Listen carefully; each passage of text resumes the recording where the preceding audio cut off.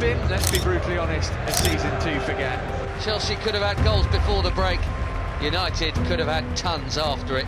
United 4, Chelsea 1. Chelsea just can't find a win. It's finished Chelsea 1, Brighton and Hove Albion 2. Frank Lampard has to suffer another defeat, Clive. Been a tough afternoon for Chelsea. Brighton 4, Chelsea 1. Let's do this.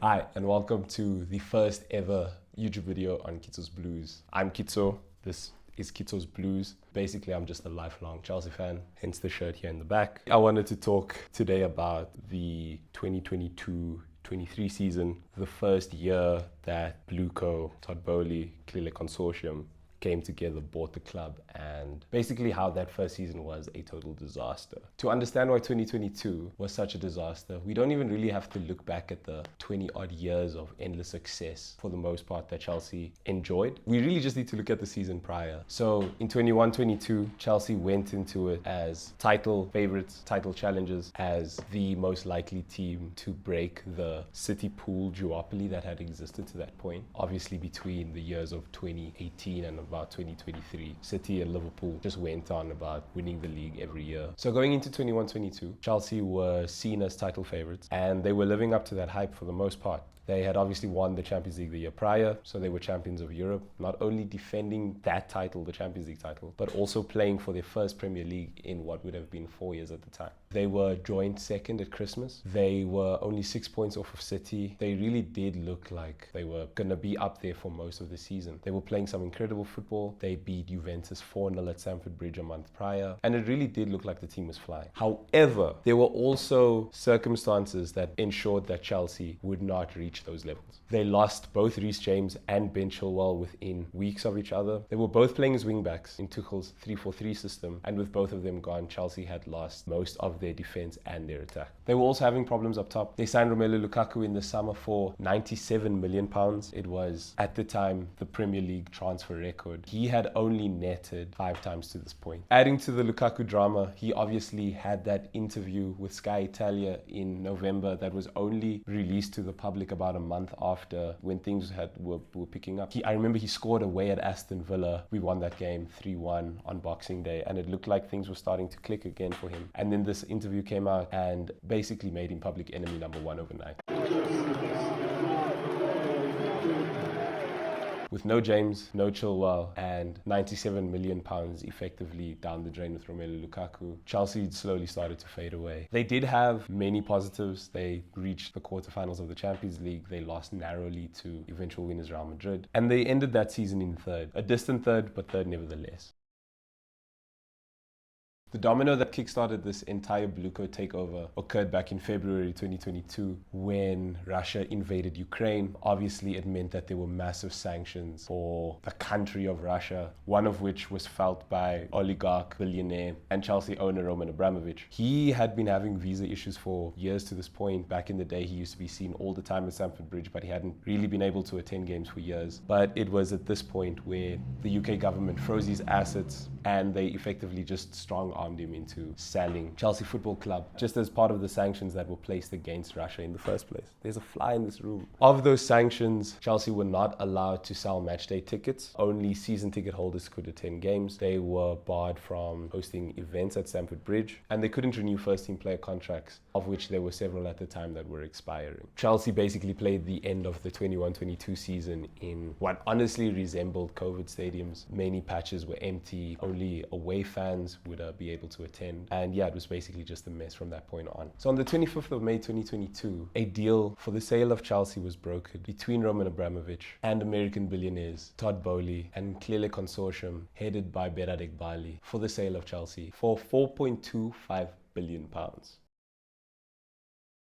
Prior to / during Chelsea's first pre-season under their new ownership, with all of the changes going on in the background, they also spent big in the transfer window, and I mean big. Raheem Sterling came in for $47.5 million from Man City. He was deemed surplus to requirements, and it actually seemed like a coup at the time. He was a 4-time Premier League winner at this point. He was Guardiola's star man at one point, and even if he had really seen less game time than what he would have wanted over the last year or two, he was still unequivocally a world-class player. Marco Correa was signed for 60 million from Brighton. Kalidou Koulibaly came in for 33 million from Napoli, and Pierre-Emerick Aubameyang was signed on deadline day from FC Barcelona. These were all of the signings that were made to the first team that were meant to strengthen the first team to get them competing for the season ahead. Other notable or other signings in general include Cesare Casade, Gabriel Slonina, and Kani Chukwumeka also all came in to fill out the rest of the squad. It was also the first time that we saw these American owners signing younger players with the potential of them either breaking into the first team or being sold on for profit, but that is a video for a different day altogether. At the time, the business was actually deemed to be pretty good. Aside from the overpayings of Fofana and Cucurella, the signings actually looked to strengthen the first team quite significantly, and it did look like, at least for the short term, Chelsea would be able to stay up there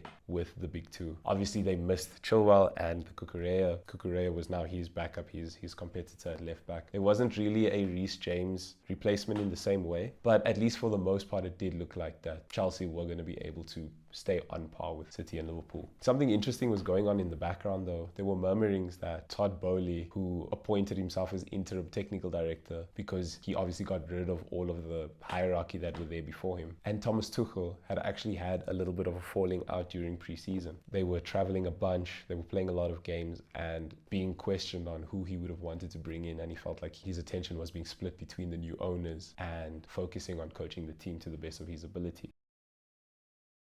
Chelsea's start to the 22-23 season was a mixed bag to say the least. They scraped the 1-0 win away at Everton on the opening day without looking all too convincing, but they got the job done. The following week, they were unlucky to draw 2-2 at home to Tottenham, having taken the lead twice before a really controversial moment in stoppage time where Christian Romero pulled Marco Correa's hair. Mike Dean, who was the VAR, failed to send Anthony Taylor to the monitor, and he came out afterwards and said because he'd had a bad day, meaning that he just wanted to get the game over with. Romero pulls Cucurella's hair. It's obviously a massive thing. It's a foul, it's a red card in any given context, but that just doesn't get checked. A corner is given instead, and Romero scores in stoppage time, or someone scores in stoppage time, I can't even remember who, and Chelsea draw the game 2-2. Chelsea did beat Leicester and West Ham, but they also suffered defeats away at Leeds and Southampton. There was just a really, really big feeling of uncertainty for what was to lie ahead for this team. Chelsea sat in 6th after 6 matches, only 5 points behind leaders Arsenal, but there was a feeling that they were much further off than what was originally deemed to be the case. And this level of uncertainty would only grow from here.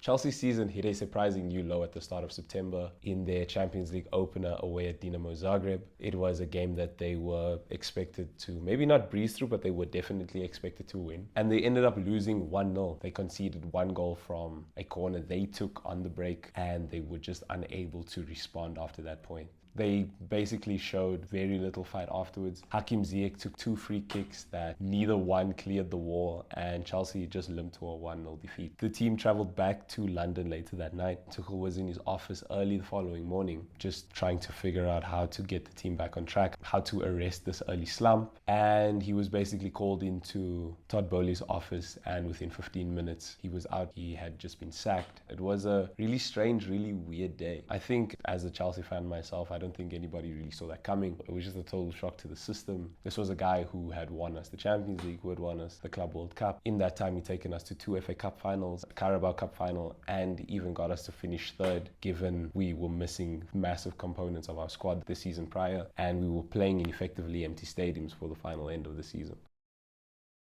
Thomas Tuchel was sacked 100 games into his Chelsea career, and he won 60 of them. It would literally take the BlueCo ownership 114 games to win that same number. Literally 14 more than what Tuchel had to reach the same milestone. Graham Potter was announced the very next day on the 8th of September. He was given a 5-year contract, which was supposed to be the dawn of a new era. Gone are the days of short-term hirings and firings, or so we thought. This was truly supposed to be the first sign that the BlueCo era has taken off. They have their new manager, they've made their new signings. From this point, they were supposed to kick on and really, really compete for the season. Potter's time started quite interestingly. He drew his first game, a Champions League tie against RB Salzburg at home. A 1-1 draw without really too much to write home about. Potter kept the same back three system that had been implemented at Chelsea since Jan of 2021 when Tuchel took over. So there weren't really too many tactical tweaks. A few days later, we went away to Selhurst Park to play Crystal Palace. And again, we didn't really look great, but we ended up squeezing a 2-1 win. Conor Gallagher, who was on loan at Palace the year prior, scored in stoppage time. He scored a top corner belter to win us the game, which would have been quite an interesting moment for him, given he was Palace's player of the season the year prior. It was his impressive performances there that got him a spot back in this team. Chelsea winning against Crystal Palace in such dramatic fashion gave a sense that the BlueCo era had finally taken off. It was a marriage of the old and the new. The old in the sense of Conor Gallagher, a Cobham Academy graduate, scoring in stoppage time.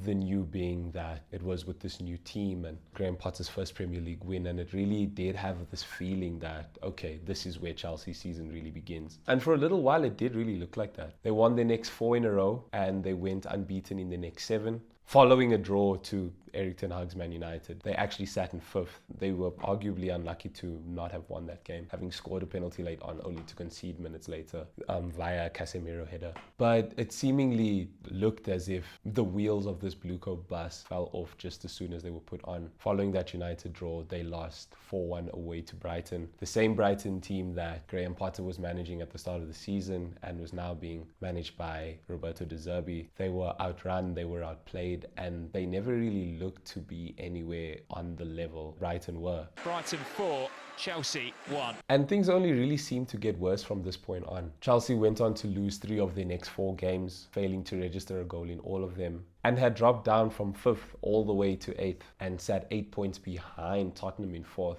at the time of the World Cup break. During this barren spell, Chelsea would see themselves defeated at the hands of Arsenal, Man City in the League Cup, and Newcastle, failing to register a goal in each of those games, just looking totally outclassed by teams that they would have been seen as on par with, if not better than, maybe with the exception of Man City at the start of the season. There was a real growing concern that this BlueCo project was failing at its first attempt. All of this money spent, the new coach really not having a proper chance to embed his ideas. The team were playing every 3 or 4 days. The impending World Cup had meant that things were just really not looking great. Chelsea's last victory prior to the World Cup came on the 16th of October. They didn't win a game for a whole month. The World Cup was seen by many as a chance for the team to regroup and to just take on new ideas and to maybe rest some legs and some tired minds, given the start of the season had been as tumultuous as it was.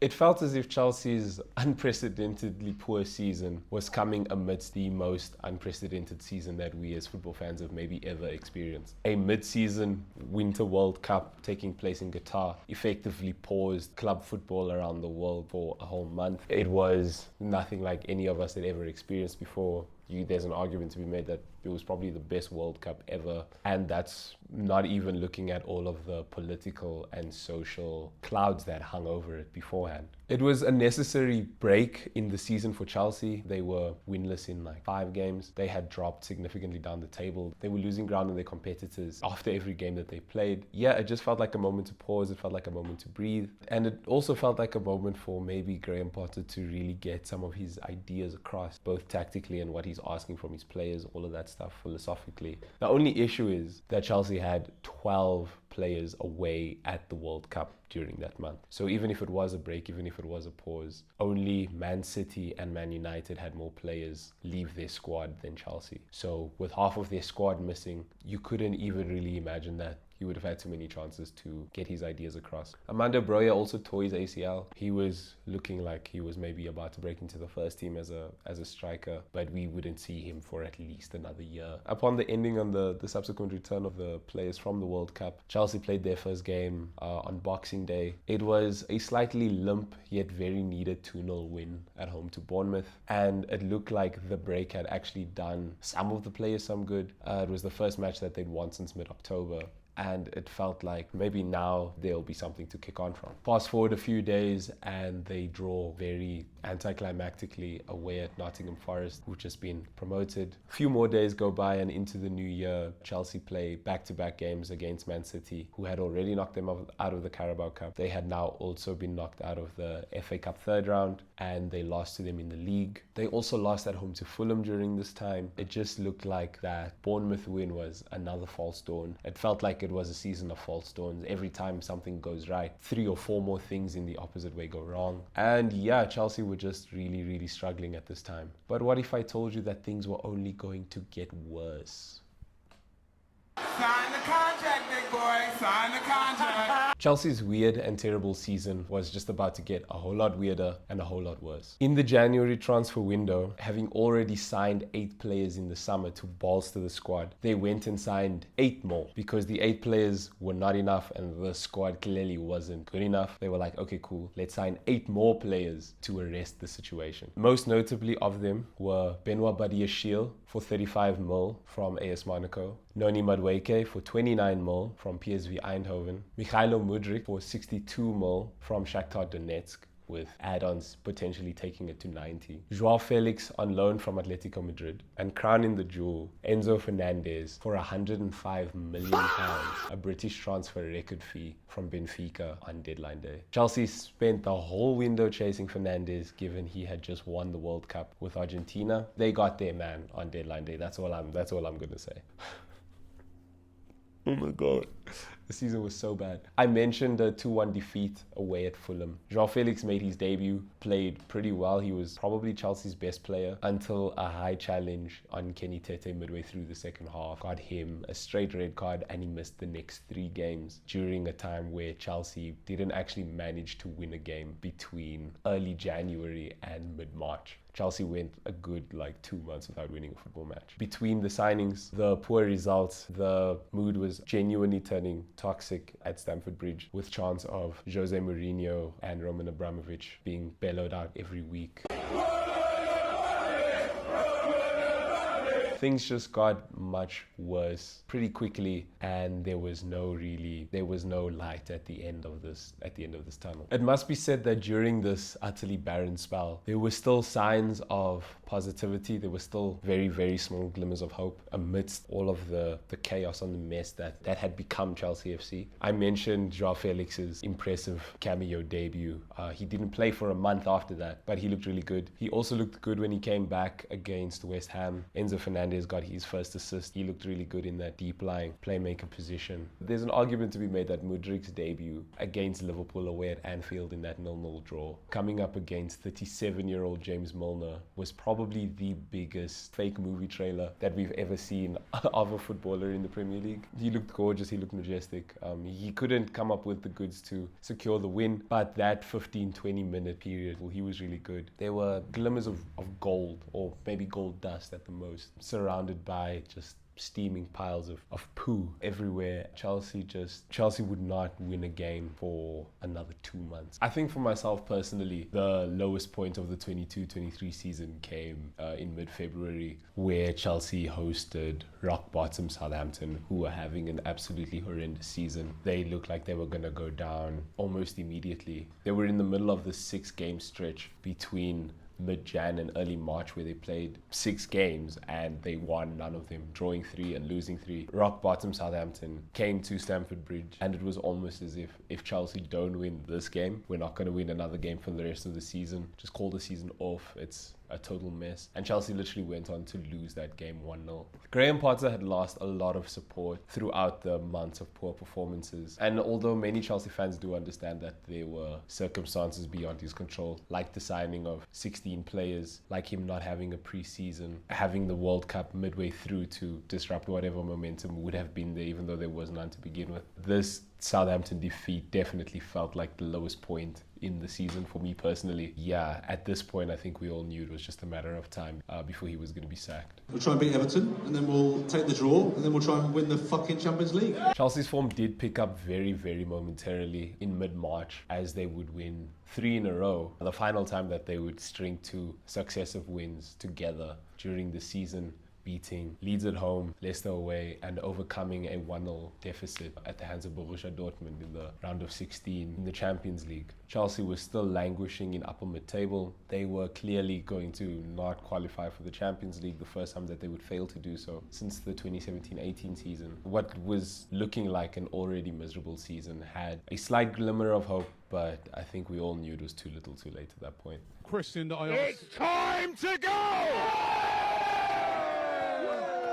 Amidst this run of positive results in late March, Chelsea would also go on to draw quite unceremoniously with Everton 2-2 just before the March international break. And it seemed as if maybe this team might be able to salvage something from the season, at least a semi-decent position in the table, because they were definitely not going to win the Champions League with Real Madrid waiting for them in the quarters. However, their first game post the March international break was at home to Aston Villa, which they lost 2-0. Chelsea's 2-0 defeat at home to Aston Villa would actually prove to be Graham Potter's last match as Chelsea's head coach. He would be sacked 7 months into a 5-year contract, so clearly the idea of making him the new face of the BlueCo project obviously didn't work out. By the time he was sacked, he'd only won 12 of the 31 games he had managed, most of which came within the first 2 months of his tenure. He was paid out £13 million by the new BlueCo ownership, and Frank Lampard took over for the rest of the season. Lampard came in, we obviously got knocked out of the Champions League almost immediately. A 4-0 defeat on aggregate, 2-0 at home, 2-0 away, meant that dream that was barely alive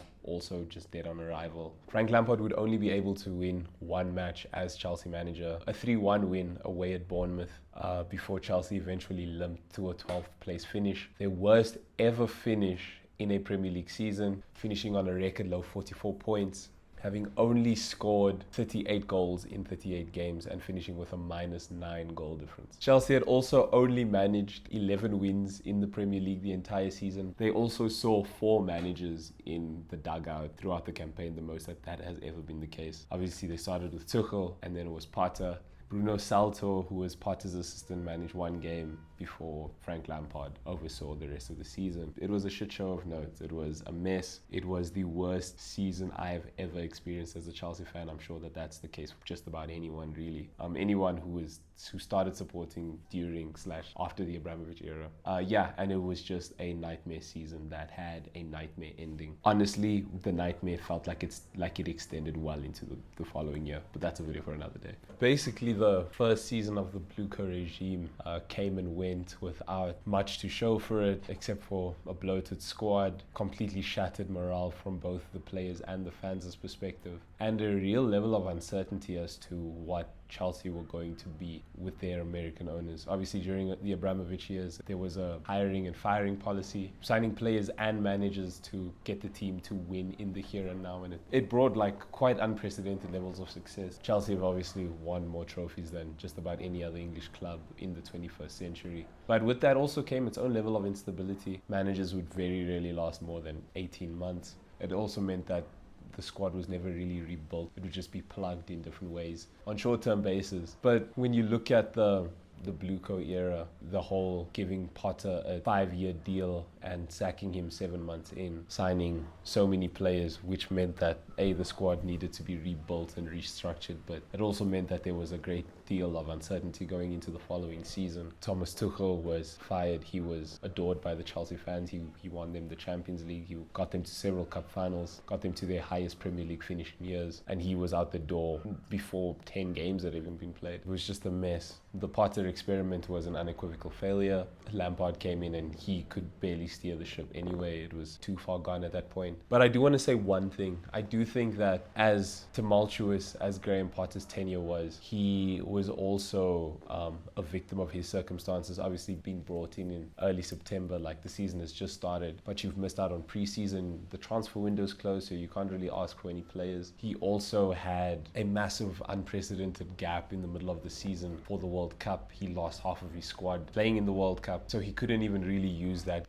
break as a moment to instill his tactical philosophy, and then to have 8 more guys signed and given to you, all of which really had no Premier League experience. Most of them were also under the age of like 23. He really had a lot of shit that he was expected to mold into gold, and it was just not possible. As terrible as Graham Potter's time as Chelsea head coach was, I do think that he was probably thrown into the hardest job in world football at the time, and I can't imagine that Pep or Klopp or even managers of yesteryear like Arrigo Sacchi would have done much better. And there we have it. I hope you guys enjoyed this video. I'm hoping to make this a regular thing, posting on this channel. If you guys do like this, let me know in the comments. Yeah, be sure to like and subscribe, and yeah, just let me know if there's anything I can improve, or if you just let me know what you guys think of this, what you guys think of the worst season in Chelsea's history. And until next time, goodbye.